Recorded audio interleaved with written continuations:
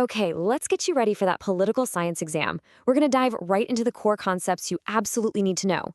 First up, the big question. What even is politics? And how do we actually study it like a science? So, right off the bat, here's a key term you've got to remember. Politics is what we call an essentially contested concept. What does that mean? Well, it's just a fancy way of saying nobody can agree on one single definition. And that's super important because it's the jumping off point for everything else. So, this brings us right to that central question we have to tackle. What exactly is politics? Seriously, how you answer this one question is going to shape your entire view of the subject.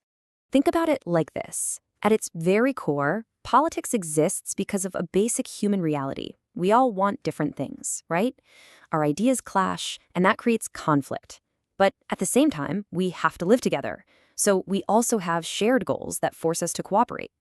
Politics is basically the messy, complicated process of trying to manage that constant push and pull.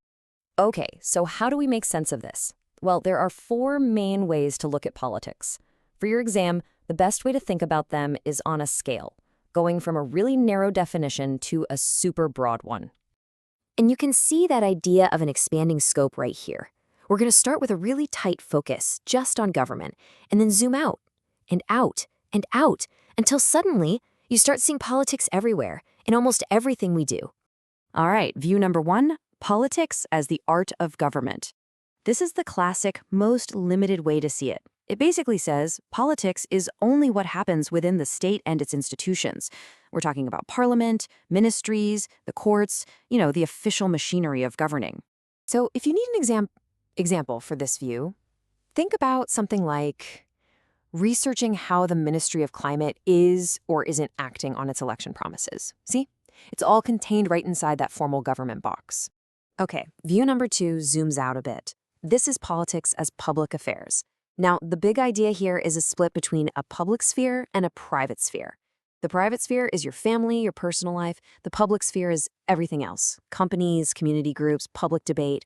And according to this view, that's where politics happens. A perfect example for this one, think about analyzing how a massive company like Apple changes its strategy because of public outcry about the environment. See, Apple isn't the government, but it's a huge player in the public sphere, and its decisions impact all of us. So bam, it's political. Now, for view three, we're shifting gears. This one isn't about where politics happens, but how it happens. This view says politics is a very specific process. It's the art of resolving conflict without resorting to violence. It's all about compromise, discussion, and negotiation. And what's a great example of this in action? Social movements. Think about something like Fridays for Future. They aren't a government body, but they are absolutely engaged in politics by trying to build a consensus, get people talking, and pressure leaders to act. That's the process of politics right there. And finally, we zoom all the way out to the broadest view of all. Politics is simply power. That's it. If there's a power dynamic, meaning someone has the ability to influence what happens, then you've got politics. This means politics isn't just in parliaments or public debates. It's literally everywhere. In the workplace, in the family, in friendships, everywhere. And this is really crucial to get. This power isn't just one thing. It works on three different levels. The first one is obvious: power as decision-making. I'm the boss, we're doing this. The second level is more subtle. It's agenda setting. This is the power to decide what we even get to talk about in the first place. But the third, deepest level, that's thought control. It's the power to shape what people want and believe so they don't even realize there's a power struggle happening.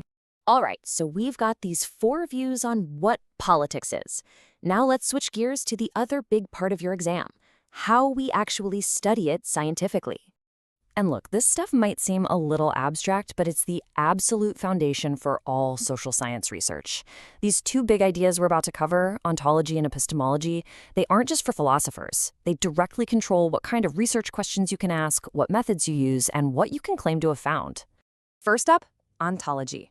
In simple terms, it's the theory of being, or put another way, the theory of what is real.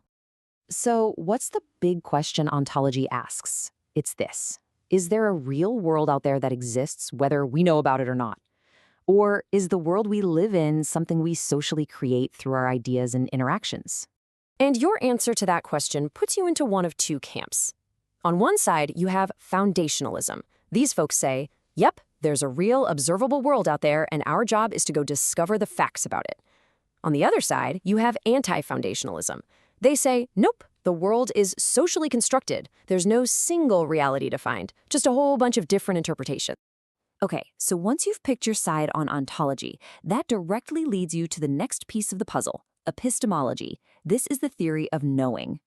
Okay, epistemology asks, okay, based on what you believe about reality, how can you possibly know anything about it? What counts as real knowledge? How do we find it? And the link is super clear. If you're a foundationalist, you believe in a real, objective world, then you're probably going to be a positivist. You'll use hard, often quantitative data to find causes. You're looking for scientific laws, like if X happens, then Y will happen.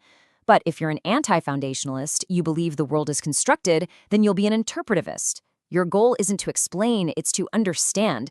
You'll use qualitative data to explore the different meanings people give to their own actions. Look, I know this is a lot to take in, so if you want to really nail these concepts down for the exam, make sure you check out the full summary and the interactive practice tests over at greatguru.nl. It'll really help it all click. Okay, let's wrap this up. Here are the key takeaways. This is the stuff you absolutely must have locked in for your exam. First, politics has no single definition. Just remember the 4 views from narrow to broad: government, public affairs, consensus, and power. Second, ontology is the what is real question: foundationalism versus anti-foundationalism. Third, epistemology is the how do we know question: positivism versus interpretivism. And the most important thing to remember, your ontology determines your epistemology. Get that connection, and you've got the foundation for analyzing any political study.